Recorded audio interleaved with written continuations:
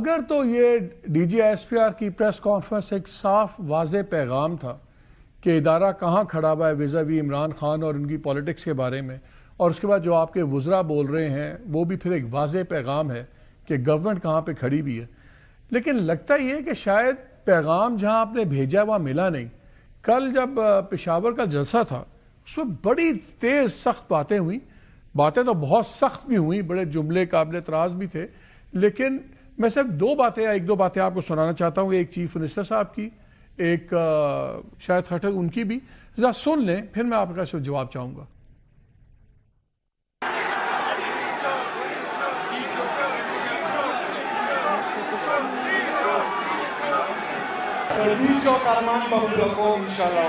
آپ ہمیں گورنر راج سے ڈرا لیں گے، ہمت پکڑو ہمت، کل لگانا ہے آج لگاؤ، میدان بھی حاضر، روڈ بھی حاضر، صبح بھی حاضر۔ اگر انہوں نے گورنر راج لگایا گورنر ہاؤس جائیں گے پہلے، اگر انہوں نے گورنر راج لگایا تو نہ ان کا گورنر رہے گا اور نہ ان کا راج رہے گا۔ ہم گورنر ہاؤس کے اوپر آن سلاٹ کریں گے، اس کو اٹیک کریں گے، اس کو جلا دیں گے، کے پی کے گورنر ہاؤس کو۔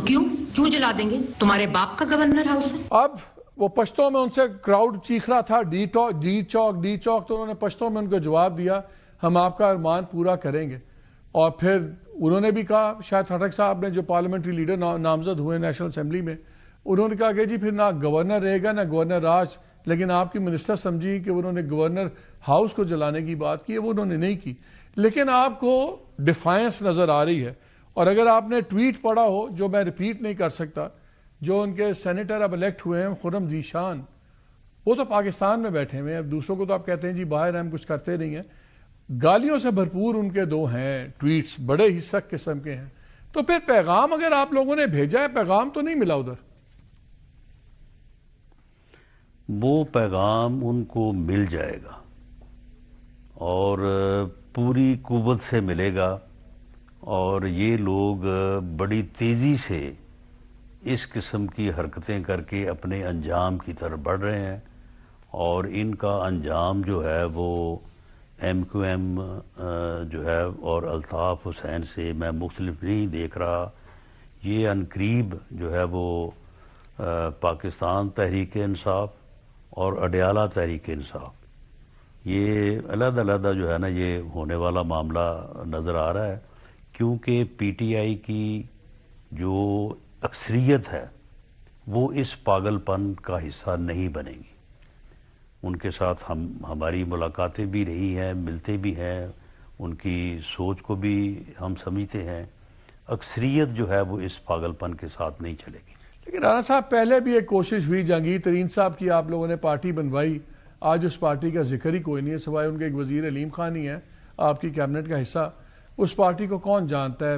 نہیں میں نے تو یہ بات ہی نہیں کی، نہ سن لیں نا، نہیں سن لیں، میں نے یہ بات ہی نہیں کی، میں نے جو بات کی ہے، اب ایم کیو ایم لندن کدھر ہے، الطاف حسین کدھر ہے، بتائیں مجھے۔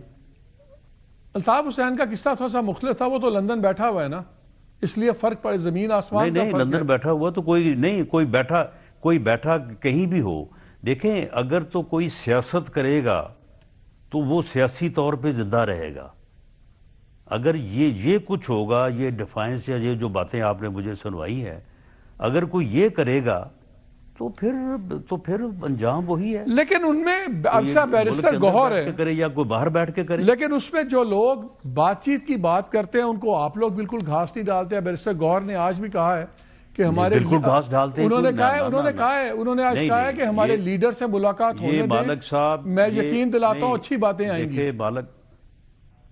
دیکھیں مالک صاحب یہ بالکل غلط ہے، پرائم منسٹر آف پاکستان میاں شہباز شریف صاحب آن ریکارڈ ہیں، آن the floor of the house, انہوں نے بات چیت کی آفر کی، جس دن انہوں نے یوم آزادی کے اوپر انہوں نے کہا ہے کہ آؤ ہم سب کے ساتھ بیٹھنے اور بات کرنے کو تیار ہیں، آؤ میثاق استحکام پاکستان کریں، ساری عسکری قیادت اس کے ساتھ بیٹھی تھی ان کی۔ یہ بالکل غلط ہے، یہ لوگ بات کرنا ہی نہیں چاہتے، عمران خان صاحب کا یہ موڈ ہی نہیں ہے، اور باقی ساری پی ٹی آئی جو ہے وہ کوشش کرتی رہی ہے کہ وہ گفتگو کے اوپر آ جائیں، لیکن انہوں نے نہ خود اس حق میں ہے اور نہ انہوں نے کسی کو اجازت دی ہے کہ کوئی بات کرے۔ نہیں میں اس لیے پوچھ رہا ہوں کہ اگر بیرسٹر گوہر کہتے ہیں کہ جی ہمیں ملنے دیں اچھی باتیں میں یقین دلاتا ہوں نکلیں گی، دوسری طرف الیکشن کمیشن ان کو نوٹ کہہ دیتا ہم آپ کو پارٹی کا چیئرمین ہی نہیں مانتے، تو ان کو تو کھڑے ہونے کی جگہ آپ کا نظام بھی نہیں دے رہا نا. اور دوسرا یہ مجھے بتائیے کہ اگر بات غداری کے مقدمات تک جاری ہے تو پھر کیا پہلے پارٹی بین کرنے کا فیصلہ کر رہے ہیں آپ لوگ؟ دیکھیں یہ تو اس کے کنسیکوینسز ہے نا، جو حرکت وہ کر رہے ہیں. چلیں آپ جو باتیں ہم نے پہلے ڈسکس کی ہیں، یہ جو آپ نے کلپ سنائے ہیں یا جو وہاں پہ کل تقاریر ہوئی ہیں، جو کچھ حصے آپ نے نہیں بھی سنائے، وہ ٹویٹ آپ جس کا ذکر کر رہے ہیں وہ ٹویٹ آپ سنوا ہی نہیں سکتے، وہ آن ایئر جو ہے وہ اس کو پڑھ ہی نہیں سکتے. صحیح. لیکن ایسا تو نہیں ہے کہ اس ٹویٹ کا کسی کو پتہ نہیں ہے، وہ ٹویٹ ہر جگہ پہ پڑھا گیا ہے، ہر جگہ پہ اس کو دیکھا گیا ہے. تو آپ مجھے بتائیں کہ پھر یہ کیا ہے؟ اگر یہ پھر ان چیزوں کے اوپر بھی اگر کسی نے بین نہیں ہونا تو پھر وہ کون سی پھر چیز ہے کہ جس کے اوپر جو ہے وہ کسی کے اوپر پابندی لگ سکتی ہے؟ اگر ان چیزوں کو بھی روکا جانا جو ہے وہ قانون اور جو ہے وہ آئین کا تقاضا نہیں ہے. تو لیکن رانا صاحب مجھے ایک بات بتائیں کہ ایک یعنی وہ ٹویٹ جو ہے وہ ٹویٹ آپ مجھے بتائیں کہ آپ نے یہ 2 کلپ مجھے سنائے ہیں، کچھ باتیں ان کی کل ایسی ہیں جو آپ نہیں سنا سکتے، وہ ٹویٹ آپ اپنے پروگرام میں پڑھ سکتے ہیں؟ نہیں پڑھ سکتا، میں وہی بات کر رہا ہوں. لیکن یہ بھی تو آپ یہ نہ سمجھیں کہ کسی نے پڑھا نہیں ہے، سب کو پتا ہے کہ وہ کیا ٹویٹ ہوا ہے. اور وہی صاحب آپ جو آگے وہ سینٹ میں جو ہے وہ حلف اٹھائیں گے ایوان بالا میں، آئین کے تحت، کانسٹیٹیوشن کے تحت، وہاں پہ وہ کہیں گے کہ میں کانسٹیٹیوشن کا تحفظ کروں گا، دفاع کروں گا. تو پھر یہ چیزیں جو ہیں یہ ان لوگوں کو اگر سمجھ نہیں آ رہی تو پھر وقت سمجھا دے گا. تو رانا صاحب پھر مجھے یہ بتائیں، آپ کی باتوں سے اور یہ پریس کانفرنس کے بعد اب یہ لگتا ہے جیسے گورنمنٹ اور اسٹیبلشمنٹ نے مل کے اب یہ دروازہ بند کر دیا ہے.